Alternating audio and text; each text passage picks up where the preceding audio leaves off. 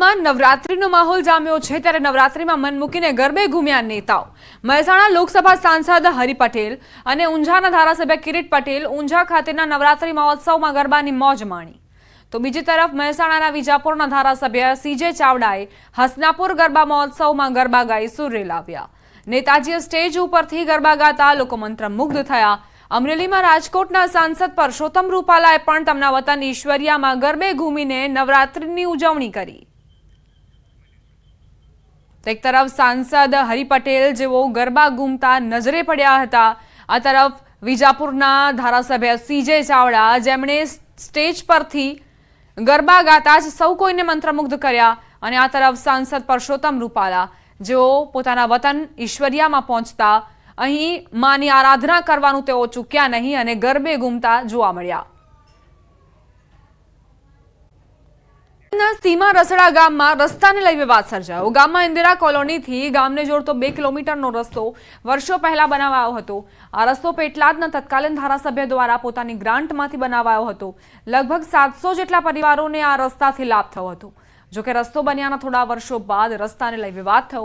રસ્તાની બાજુમાં આવેલા ખેતરના માલિકે રસ્તાની થોડી જમીન પર માલિકીનો દાવો કર્યો અને પંચાયત બોડી પાસે રજૂઆત કરી આરસીસી રસ્તા પર માટી નાખી રસ્તો બંધ કરી દીધો। રસ્તો બંધ થઈ જતા ઇન્દિરા કોલોનીના રહીશોને લગ્ન, મરણ કે અન્ય કોઈ પ્રસંગે જવા માટે 3 કિલોમીટરનો ફેરો ખાવો પડી રહ્યો છે અને ભારે હાલાકી ભોગવવી પડી રહી છે। ગામ લોકોએ આ અંગે અનેક રજૂઆત કરી। આ અંગે તાલુકા વિકાસ અધિકારીને પણ સમગ્ર મામલે પુરાવાની તપાસ કરી આગળની કાર્યવાહી હાથ ધરી હોવાનું જણાવ્યું। ત્યારે હાલ આ વિવાદનો અંત ક્યારે આવે તે જોવું રહ્યું।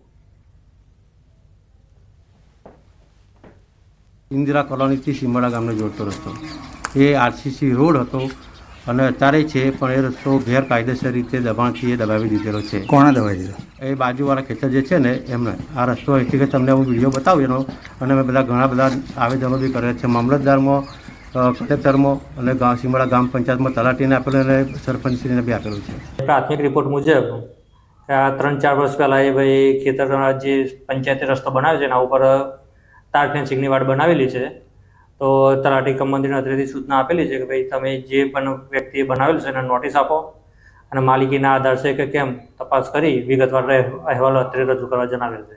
મધ્ય ગુજરાતનો આણંદ જિલ્લો અને એનો પેટલાદ તાલુકાનો આ સીમારડા ગામ હું ચોક્કસ આ દ્રશ્યમાં બતાવવા માંગીશ કે આ સીમારડા ગામનો એક સમસ્યા એ થઈ છે કે આ એક રસ્તો અહીંના સ્થાનિક લગભગ 700 જેટલા પરિવારો જે ઇન્દિરા કોલોની વિસ્તારમાં રહે છે એમનું કહેવું છે કે આ રસ્તો જે તે જમીન માલિકે બંધ કરી દીધો છે, ગેરકાયદેસર રીતે બંધ કરી દીધો છે। ત્યારે ન્યૂઝ 18 ગુજરાતી અહીંયા રિયાલિટી ચેક માટે પહોંચ્યું। ન્યૂઝ 18 ગુજરાતીએ બંને પક્ષોનો જે પ્રતિક્રિયા જાણવાનો પ્રયાસ કર્યો ત્યારે અહીંના સ્થાનિક જે ગામ લોકોનું કહેવું છે કે વર્ષો પહેલાં અહીંયા રસ્તો હતો, બસનું ટ્રાન્સપોર્ટેશન પણ અહીંયાથી થતું હતું અને આ જે બાજુના જે ખેતરના માલિક છે એ માલિકે આ રસ્તો બંધ કરી દીધો છે। ખેતરના માલિકનું કહેવું છે કે અમે ગ્રામ પંચાયત અને જે તે સંબંધિત સરકારી વિભાગમાં આ રસ્તાની જે જમીન માલિકીના જે પુરાવા છે એ રજૂ કરી અને એ લોકો ગ્રામ પંચાયત સીમરડા અને વહીવટીતંત્ર જે આણંદ જિલ્લાનું છે એની પરમિશનથી આ રસ્તો બંધ કર્યો છે। ગ્રામના જે લોકો છે ઇન્દિરા કોલોનીમાં રહેતા લોકો એમણે આ અંગે મામલતદાર પેટલાદ, તાલુકા પંચાયત પેટલાદમાં રજૂઆત કરી છે કે સત્વરે આ રસ્તો પૂરો કરવામાં આવે। જનક જાગીરદાર, ન્યૂઝ 18 ગુજરાતી, પેટલાદ। આરટીઓ કચેરીમાં મોટી સંખ્યામાં લોકો પોતાના વાહન અને લાયસન્સની કામગીરી માટે આવતા હોય છે। છેલ્લા 3 વર્ષથી આરટીઓની નવી કચેરી બનાવવાનું કામ ચાલી રહ્યું છે। લોકોને લગતી તમામ પ્રકારની સુવિધાઓ તેમજ ટેકનોલોજી પર ધ્યાન આપીને કચેરી બનાવાઈ રહી છે। આરટીઓ કચેરીમાં ટેસ્ટિંગમાં પડતી હાલાકી દૂર કરવા માટે 3 નવા આધુનિક ઓટોમેટિક ટેસ્ટિંગ ટ્રેક બનાવાશે। સાથે જ આધુનિક સિસ્ટમથી સુસજ્જ કરાતી કચેરીમાં એઆઈ ટેકનોલોજીનો ઉપયોગ કરાશે। 40 કરોડના ખર્ચે બનાવાતી કચેરીમાં 2000થી પણ વધુ લોકો બેસી શકે તેવી સુવિધા ઊભી કરાઈ છે।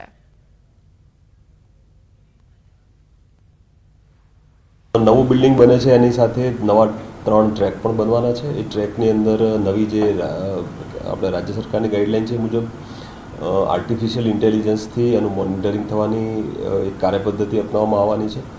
15થી વધારે કેમેરાનો ઉપયોગ થશે અને એ સોફ્ટવેર મદદથી આપણે એક્યુરેટલી ટેસ્ટ લઈ શકીએ। આધુનિકતાના કારણે ખેતીમાં ઘણી જ પ્રગતિ જોવા મળી રહી છે। ખેડૂતો બમણો પાક મેળવતા થયા છે। ત્યારે જામનગરમાં લીંબુડા ગામના ખેડૂત મનસુખભાઈએ પોતાની કોઠાસૂઝથી ટ્રેક્ટર જેવું અનોખું વાહન બનાવ્યું। રિક્ષાનું જૂનું એન્જિન અને બીજા વાહનોના જૂના સ્પેર પાર્ટ્સથી બનેલું આ ટ્રેક્ટર જેવું વાહન ખેતીમાં મદદરૂપ છે। મનસુખભાઈનું કહેવું છે કે આ વાહનમાં ઈંધણનો ખર્ચ નજીવો છે. એક બળદની જોડી જેવું આ વાહન કામ આપે છે. આ વાહન ખેતરના ચાસની અંદર આસાનીથી પાકને નુકસાન કર્યા વગર ખેતી કરવામાં ઉપયોગી નીવડે છે. ત્યારે અન્ય ખેડૂતો પણ આ વાહનની ઉપયોગિતા જોઈ મનસુખભાઈની સરાહના કરી રહ્યા છે. અમને એવી કુદરતી પ્રેરણા મળી કે આપણે કંઈક નવીન કંઈક કરીએ એમ. લગભગ 40-45 હજાર રૂપિયા જેવો ખર્ચ થઈ ગયો છે અને કદાચ 50-60 હજારની આસપાસ તૈયાર થઈ જશે. ઘણો ફરક છે સાહેબ. હવે એ મોટા ટ્રેક્ટરમાં તો કદાચ સાંજે 1500-2000 રૂપિયાનો ખોરાક જોઈએ છે. આમાં 300 રૂપિયાની ટાંકી ભરી દો તો સાંજે 25-30 વીઘાનું હાથી આરામથી હાલી શકે અને એક બળદની જોડ જેટલું કામ દે છે. પણ એની બુદ્ધિ પ્રમાણે નોખે નોખું અલગ અલગ વસ્તુ કરી બધેથી ગોતી બનાવ્યું છે અને આ તને વખેડવા બાબતમાં બહુ સારું કામ કરે છે. એટલે કોઈ વસ્તુ શક્ય નથી એવું બને જ નહીં. મોટા ટ્રેક્ટરમાં ડીઝલનું વેરિયન્ટ જ બહુ વધારે આવતું અને આ અમારે 300 રૂપિયામાં હાંજ સુધી મજૂર છે ને ગમે એમ હાકે ને તોય ખૂટાડતા નથી. એટલે આમાં અમને સારો એવો ફાયદો મળી ગયો છે. ખૂબ ખૂબ આભાર.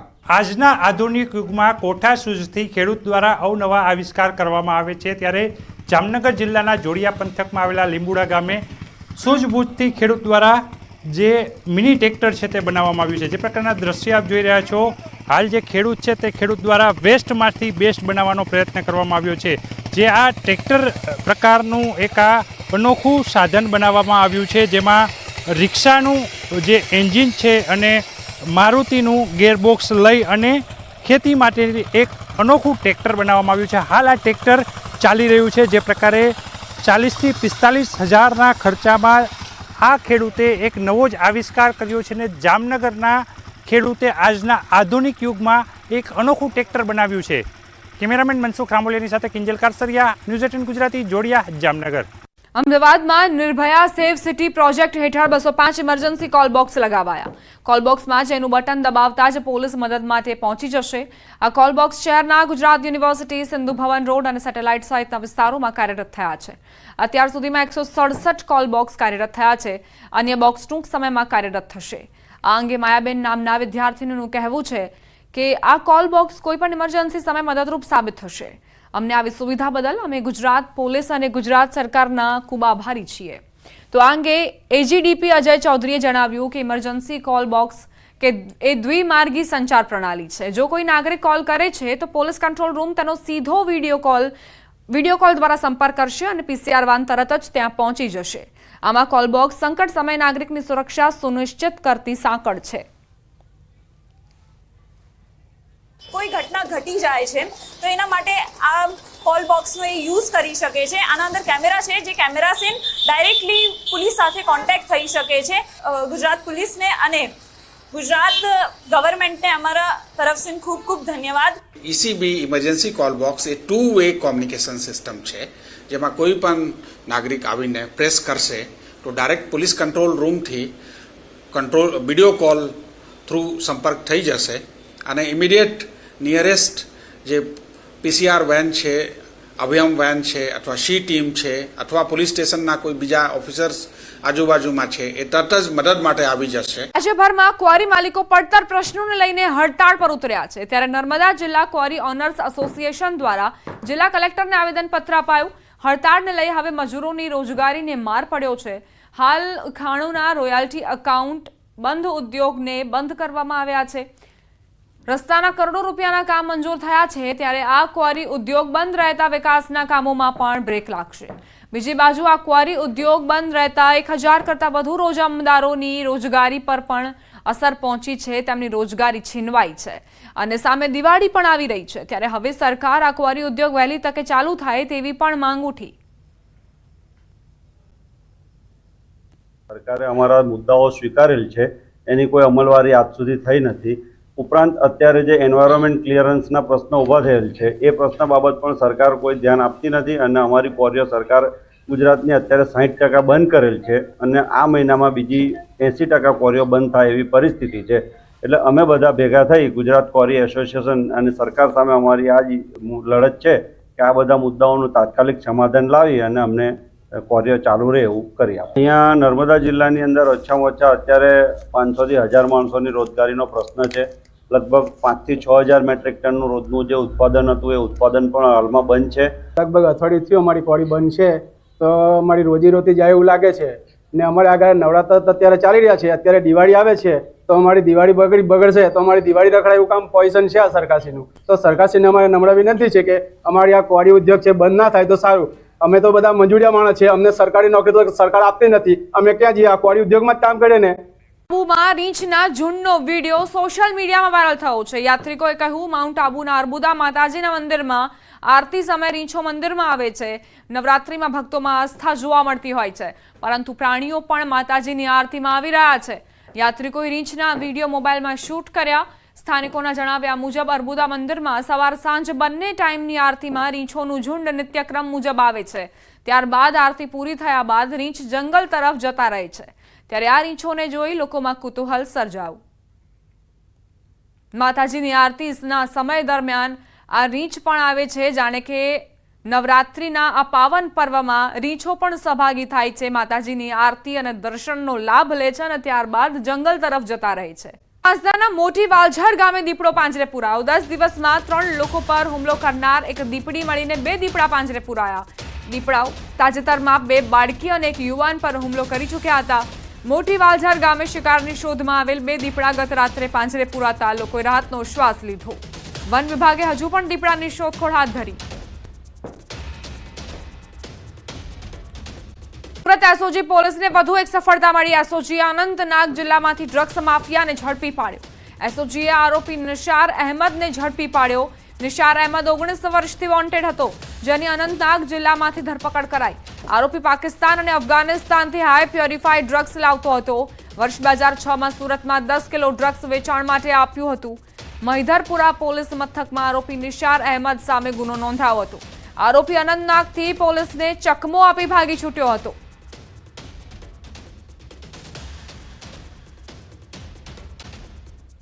MD drugs ઝડપાયું. દિલ્હી અને ભોપાલમાં દરોડા પાડવામાં આવ્યા. ગુજરાત એટીએસ અને એનસીબીનું સંયુક્ત કામગીરી. ડ્રગ્સની ફેક્ટરી પકડવામાં આવી છે. ગુજરાત એટીએસે દિલ્હી અને ભોપાલ સુધી તપાસનો દોર ચલાવ્યો. એનસીબીની પણ સંયુક્ત કામગીરી. ડ્રગ્સની ફેક્ટરી પકડવામાં આવી છે અને આ 1814 કરોડથી વધુનું ડ્રગ્સ ઝડપાયું હોવાની જાણકારી. આ ફેક્ટરીમાં ડ્રગ્સ બનાવવામાં આવતું હતું.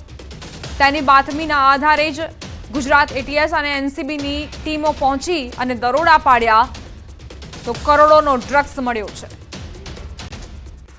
ગોંડલમાં Gujarat state edible oil and oil seeds એસોસિએશનની વાર્ષિક સામાન્ય સભા યોજાઈ. સામાન્ય સભામાં સિંગતેલના મોટી સંખ્યામાં વેપારીઓ જોડાયા. Gujarat state edible oil and oil seeds એસોસિએશનના પ્રમુખ સમીર શાહના અધ્યક્ષ સ્થાને બેઠક યોજાઈ. તેમણે કહ્યું, મગફળી તેલના ઉત્પાદન સહિતના પ્રશ્નોને લઈને સરકારને રજૂઆત કરવામાં આવશે.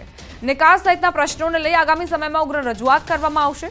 સમીર શાહ દ્વારા સરકારને સૂચન કરવામાં આવ્યું. વધુમાં કહ્યું, એમએસપીની જગ્યાએ ભાવાંતર યોજના સરકાર લાગુ પાડે તેવી માંગ કરી અને ભાવાંતર યોજના ખેડૂતોના હિતમાં છે. એ મગફળીના નિકાલ યોગ્ય રીતે થઈ જાય અને ખેડૂતોને મગફળીના ભાવ સારા આવે કે જેના કારણે મગફળી વાવવા માટે એમનો ઉત્સાહ બરકરાર રહે, એટલા માટે શિંગદાણા અને મગફળીના તેલ શિંગતેલનો વપરાશ વધે એવા પ્રયત્ન કરવા જોઈએ કે જેનાથી આ માલનો યોગ્ય રીતે નિકાલ થઈ જાય. રાષ્ટ્રીય શૈક્ષિક મહાસંઘની બેઠક મળી હતી. પ્રવક્તા મંત્રી ઋષિકેશ પટેલના નિવાસસ્થાને બેઠક મળી હતી. કેબિનેટ બેઠક પહેલા શૈક્ષિક મહાસંઘની બેઠક મળી, જેમાં ઓલ્ડ પેન્શન સ્કીમ, 7મો પગાર પંચ સહિતના મુખ્ય 9 પ્રશ્નો અંગે બેઠકમાં ચર્ચા કરવામાં આવી, જેમાં 4 મુદ્દે હકારાત્મક નિર્ણય આવી શકે છે. મંત્રી ઋષિકેશ પટેલના નિવાસસ્થાને આ બેઠકનું આયોજન કરવામાં આવ્યું. પડતર પ્રશ્નોને લઈને ચર્ચા કરાઈ. ઓલ્ડ પેન્શન સ્કીમ, 7મા પગાર પંચ સહિતના મુખ્ય 9 પ્રશ્નો, જેનો આ બેઠકમાં ચર્ચામાં સમાવેશ કરવામાં આવ્યો છે અને 4 મુદ્દે હકારાત્મક નિર્ણય આવે તેવી પૂરેપૂરી શક્યતાઓ સેવવામાં આવી છે. અખિલ ભારતીય રાષ્ટ્રીય શૈક્ષિક મહાસંઘની પ્રવક્તા મંત્રી ઋષિકેશ પટેલના નિવાસસ્થાને બેઠક મળી, જેમાં 4 મુદ્દે હકારાત્મક વલણ, હકારાત્મક નિર્ણય આવી શકે છે. કેબિનેટ બેઠક પહેલા શૈક્ષિક મહાસંઘની આ બેઠક ઘણા સમયથી શિક્ષકો માંગ કરી રહ્યા છે પોતાના પડતર પ્રશ્નોને નિરાકરણ લાવવા માટે પ્રયત્ન કરી રહ્યા છે અને આજે આ મહત્વની બેઠક મળી છે એ પણ રાજ્ય કેબિનેટની બેઠક પહેલા પ્રવક્તા મંત્રી ઋષિકેશ પટેલ સાથે તેમણે ચર્ચા કરી, જે તેમના મુદ્દાઓ હતા, પ્રશ્નો હતા, યોગ્ય નિરાકરણ લાવવામાં આવે, સરકાર ઝડપી પગલાં લે તેવી આ શિક્ષકોની માંગ અને 4 મુદ્દાને લઈને તો સહમતિ બની હોવાની જાણકારી છે. 4 મુદ્દા પર નિરાકરણ આવશે અને ઝડપથી પગલાં પણ લેવામાં આવશે તેવી જાણકારી. 9 પ્રશ્નોને લઈને મુખ્ય 9 પ્રશ્નો છે તેને લઈને આ રજૂઆત કરવામાં આવી છે બેઠકમાં.